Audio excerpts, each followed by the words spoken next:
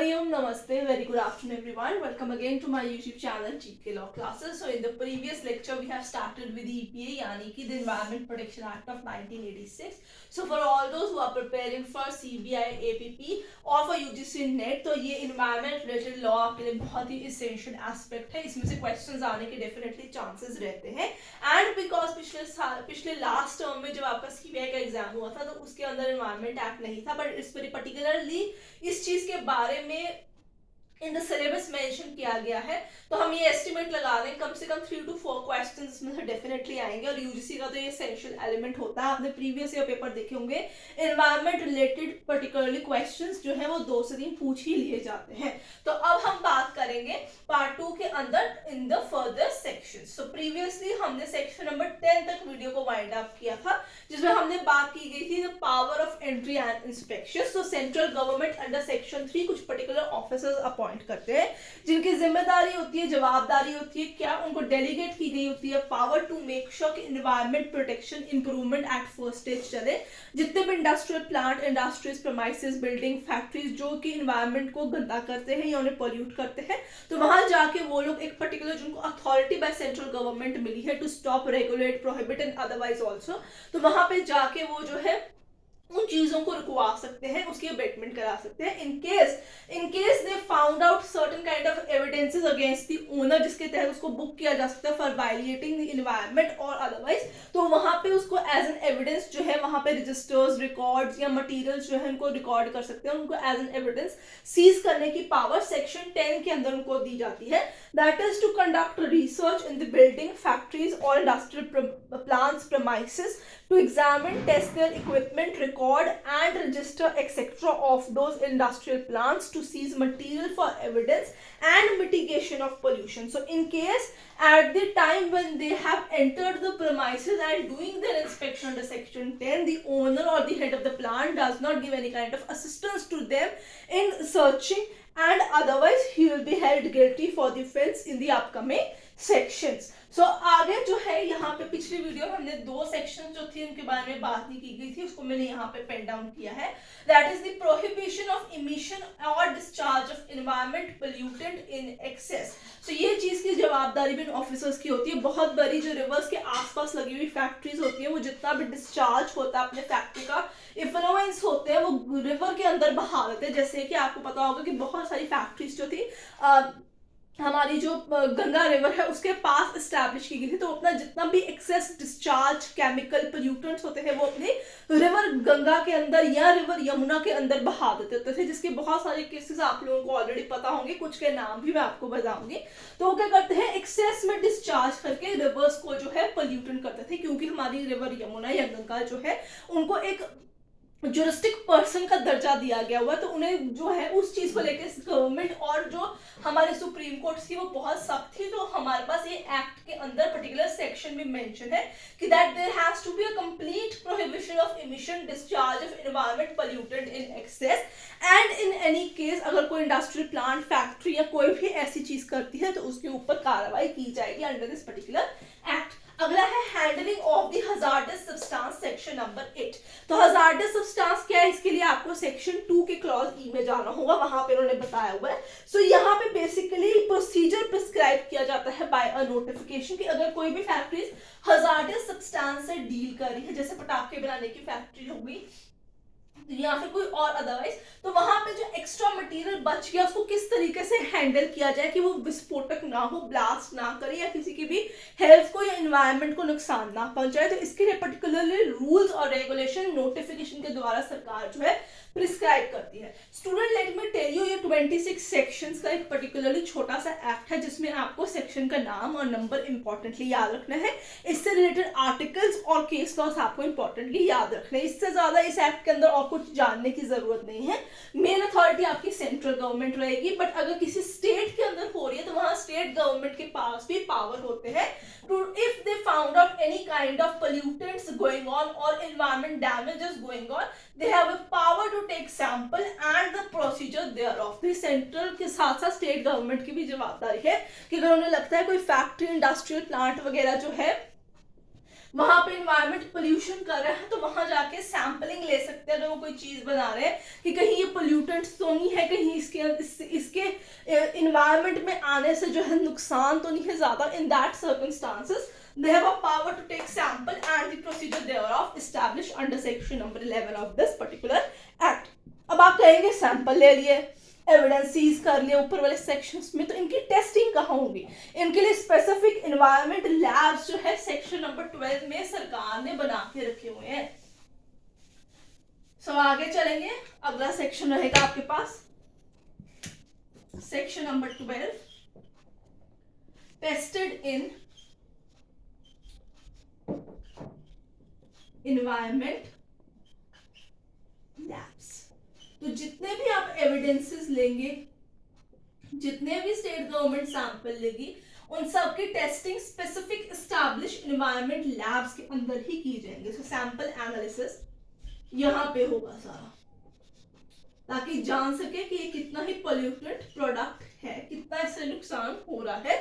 And it is established bye central government.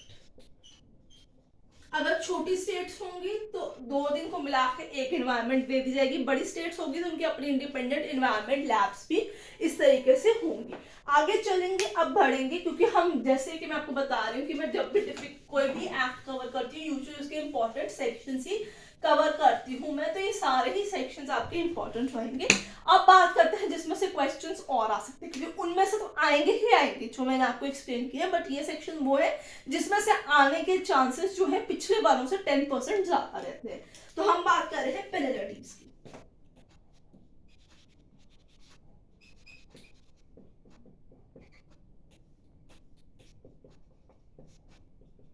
ठीक है students, सो जितने भी पेनल्टीज हैं, अब हमारे पास एडजुडिकेटिंग अथॉरिटी जिनके पास जाके आपको पनिशमेंट दिलाई जाती है by the officers.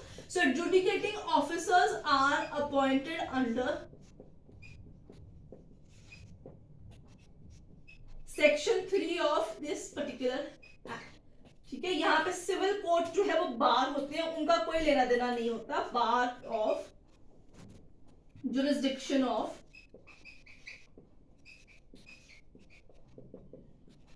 Civil court, यानी कि स्पेशली एस्टैब्लिश एनवायरमेंट कोर्ट्स होती है हमारे पास, वहां पे ऑफिसर्स होते हैं.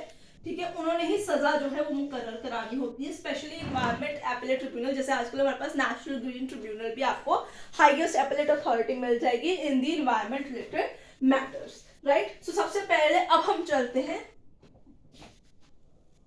कौन सी पेनल्टीज इसके अंदर इंपॉर्टेंट है. सेक्शन नंबर है 15, जनरल ऑफेंसेस.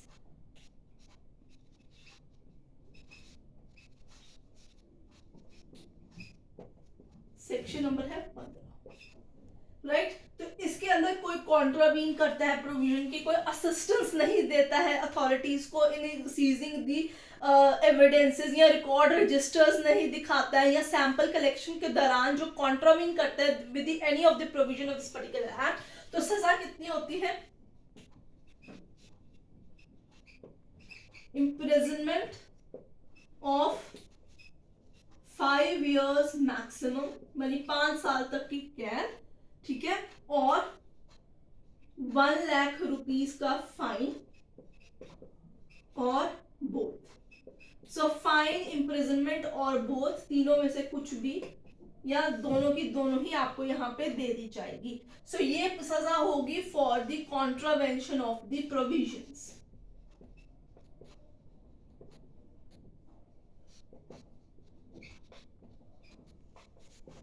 राइट, अगर जो है ये जो कॉन्ट्रावेंशन आपकी हो रही है फॉर 1 year और अबव, यानी 1 साल से ज्यादा हो गई, मतलब 1 2 3 4 बारी हो गई, second third time, so it is continuing for more than 1 year और फॉर मोर देन 1 टाइम, तो यहाँ पे इम्प्रिजनमेंट जो है आपकी 7 years मैक्स पे चल जाएगी, यानी 2 साल और बढ़ जाएगी. तो अगर आपने एक बारी से ज्यादा किया है, या अगर 1 साल से ज्यादा की कॉन्ट्रावेंशन चलती हुई पाई जा रही है, आपको पहले वार्निंग देके भी छोड़ दिया गया, तो आपकी इम्प्रिजनमेंट का दायरा इंक्रीज हो जाएगा. फिर वो मैक्सिमम कितनी दे सकते हैं? 7 साल आपको यहाँ पे हो जाएगी।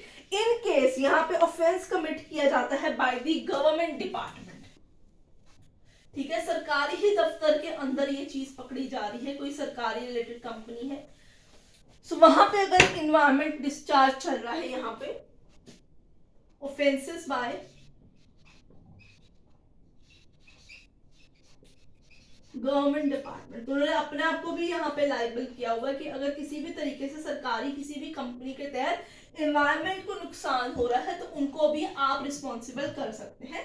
इन दैट केस जो वहां का हेड ऑफ डिपार्टमेंट होगा, he will be held responsible, ठीक है। अदरवाइज जो सीनियर ऑफिसर होगा, in case there is no HOD, otherwise senior officer, he will be held responsible at that particular movement, ठीक है स्टूडेंट्स। सो जितने भी पेनल्टीज कलेक्ट की जाएंगी, all the penalties collected, ठीक है, वो सारी कहां डिपॉजिट होंगी, will be deposited in, सरकार ने इसके लिए एक अलग से इन्वायरमेंट प्रोटेक्शन फंड बना के रखा है, जहां पे सारा पैसा जो है जमा होएगा और इन्वायरमेंट की प्रोटेक्शन इंप्रूवमेंट के लिए इस पैसे को लगाया जाएगा। So it will be deposited into the environment protection fund. पहले जितनी अपील्स होती थी वो आपकी एनपीए में जाती थी, बट अब हमारे पास एनपीटी आ चुका हुआ है। अब हम 2 केस लॉज देख लेते हैं, ये भी आप लोगों के लिए जानने जरूरी है before we wind up with this EPA act. So I hope आपको आज की वीडियो पसंद आ रही होगी। In case you have any kind of doubt, let me know in the comment section. अगर आपको वीडियो पसंद आए तो लाइक शेयर डेफिनेटली कीजिए, जिससे चैनल को सब्सक्राइब नहीं किया आज ही हमारे चैनल को सब्सक्राइब कर लीजिए।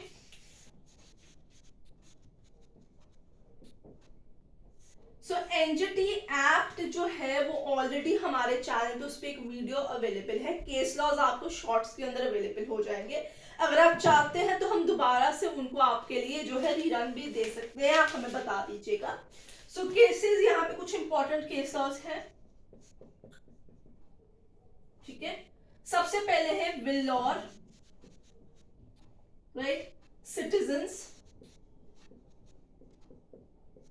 Welfare forum, right, versus Union of India 1996, right. दूसरा आएगा आपके पास Narula dying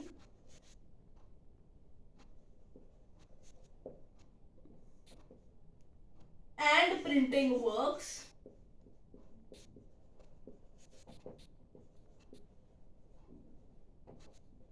versus Union of India. Almost सारी आपको यूनियन ऑफ इंडिया के अगेंस्ट दिखेंगे। 1995 एमसी मेहता, अगेन ही was a champion in environmental related cases. MC Mehta versus Union of India, यह है 1988 Ganga pollution case, Ganga pollution case, right students? Again another case of MC Mehta versus, again it has to be against the Union of India, 1991. It is a vehicular pollution case, right? And इस act की recent amendment हुई है, recent amendment of act जो है वो 2022 में आपको की गई है। So student, this is all about the environment protection act, जिसमें ये चारों केसेस बहुत इंपॉर्टेंट रोल प्ले करते हैं। पार्ट 1 डेफिनेटली देखेगा, उसमें मैंने आर्टिकल्स मेंशन किए हैं जिस पे आपका फोकस होना बहुत ज़्यादा ज़रूरी है। किस केस के बाद हम लोगों ने इस एक्ट को पर्टिकुलरली इंप्लीमेंट कराया, ये भी जानना बहुत ज़रूरी है। सो आई होप आपको पार्ट 2 और पार्ट 1 की वीडियोस दोनों पसंद आए। इनकेस पसंद आए तो लाइक शेयर डेफिनेटली कीजिएगा। स्टूडेंट्स, जिसने अभी तक हमारे चैनल को सब्सक्राइब नहीं किया आज ही कर लीजिए। Will see you next, till then keep learning.